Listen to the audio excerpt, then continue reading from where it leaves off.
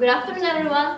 And today I want to talk about some marketing tricks which marketing professionals use to trick us into buying some very not so eco-friendly products. So imagine you're resting at home and your mom told you to go to the grocery store to fetch some products for your house, and you go to your good old store near your house. You enter the store and all of the aisles, you recognize them like you grew up together with that store. And there you have your list of items that you should buy from the store. Your mom told you to get a snack, get some ketchup, some rice, some yogurt, some juice, and some toothpaste. So first you head to the snack aisle. There you see a lot of various different kinds of snacks, but you choose sun chips, which are 100% which are packed with 100% compostable bags. Why, you might ask? Because you all are ecologically responsible citizens. Because you consider about our nature and you want to even make our world a better place, even with some changes. Then you head to the ketchup aisle. There are a lot of different ketchup, but you choose Heinz ketchup, which is organic certified, and it has a label of USA organic, because, well, it will be healthy for you, for your family, and better for the environment. Then you go to the rice section. There are a lot of rice types. There are packed rices. There are open without packaging. There is rice in big bags. But you grab from random one, and when you look into it wrote guaranteed fresh and healthy choice. You look at it, you think, oh, it's healthy, so it must be good for my family if we eat it, and we won't get any damage. And also you look, it says, keep your city clean and green. And you think to yourself, so if I buy this product, I may make my city a more sustainable place. And also there is a recyclable material label which tells you that this product is recyclable. So you also believe it. And then there's your yogurt. Your mom loves the brand Danone, so you get some yogurt from Danone, which is a non-GMO product, meaning it's not genetically modified, and you won't have any damage to your body eating it. Same goes for the juice. You like Tropicana, which is non-GMO, so you always buy it, and you buy it this time too. And while choosing a toothpaste, you get this one. Why? Because in that corner it wrote it's recyclable. So you did all of your shopping. You are proud of yourself because even a little bit you help the environment by not choosing simple products, by choosing eco-friendly products. But did you think back and reflect on yourself, thinking if they are really that friendly? Just let's review all of these products one by one. First, we had our sun chips, which are in fact in a 100% compostable bag. But being packaged in a compostable bag doesn't mean that they're really composted. Yes, their bag is compostable. It can be composted, but 99% of these packets are not composted and just thrown at the landfills. And also, to compost these bags, you need special composting facilities, which are very few in the world. For example, in China, which has the most population in the world and produces the most of the products we use today, has only 62 of these composting facilities, which are used to compost these types of packets. Then you look at your ketchup, it says organic.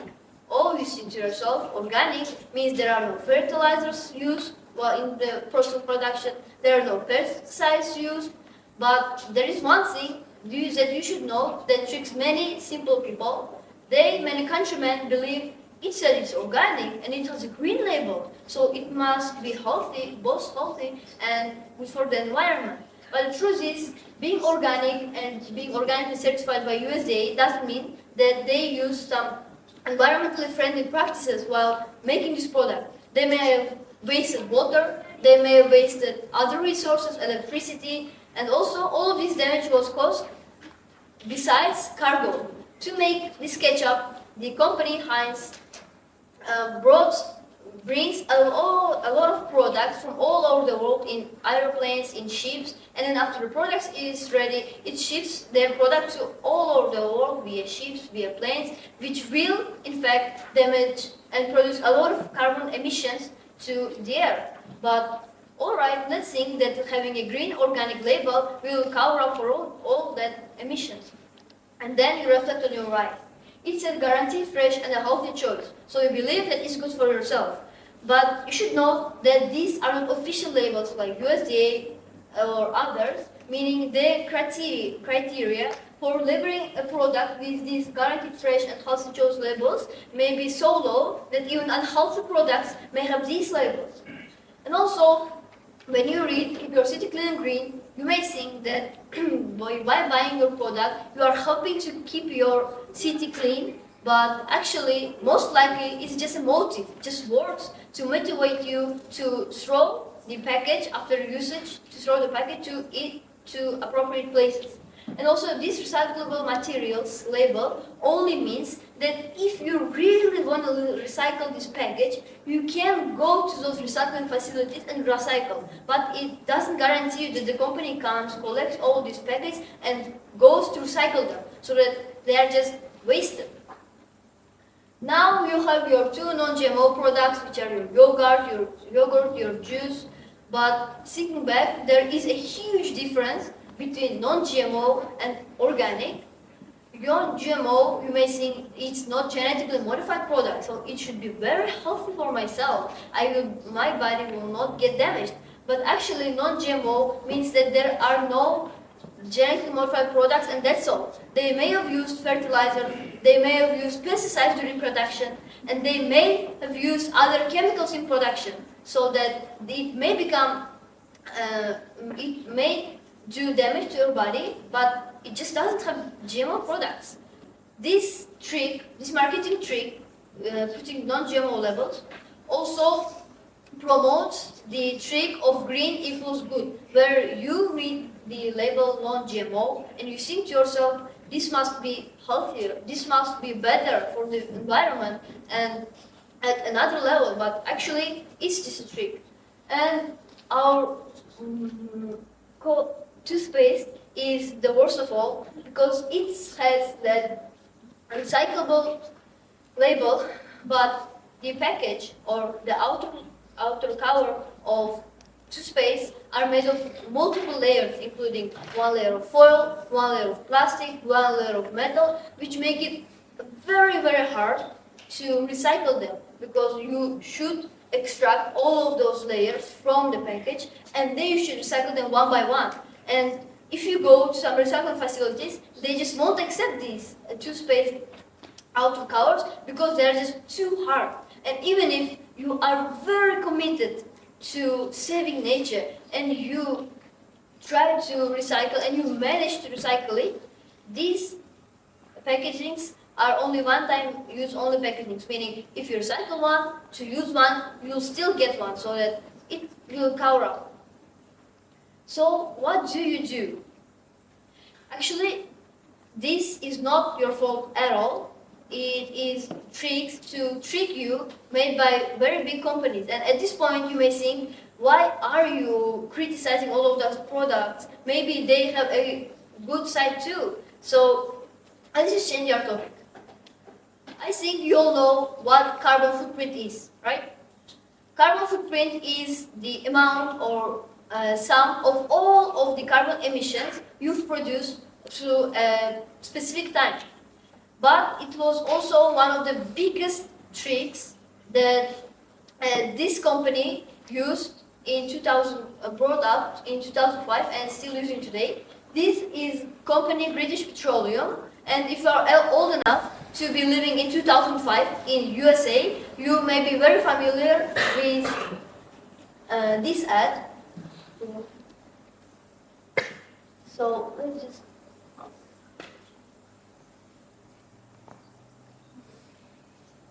Alright, we'll skip this ad.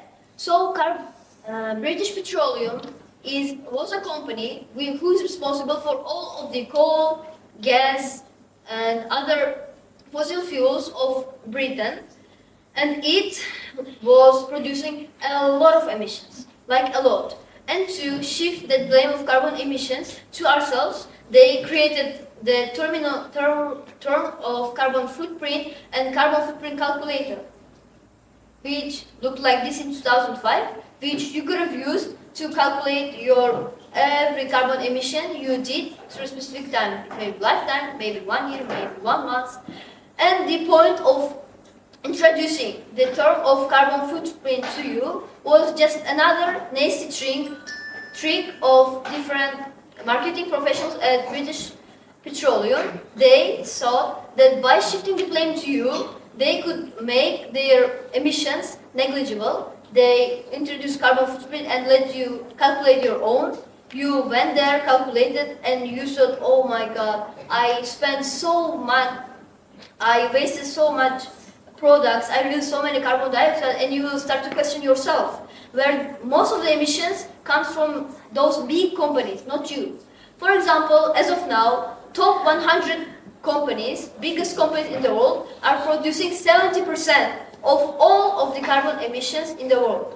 And we, 7 billion people, or nearly 8 billion people as of now, with our daily actions are producing only 4.9% of all those emissions. So even if we completely remove all of our daily carbon emissions, we will be only decreasing the number by 4.9%.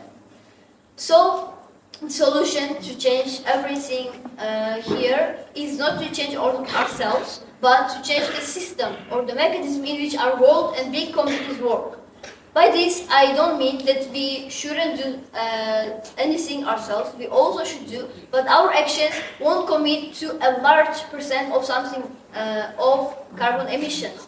So that we all should unite and try to change the way those companies work and inform all of the people who are being tricked by those companies to blame themselves, not them.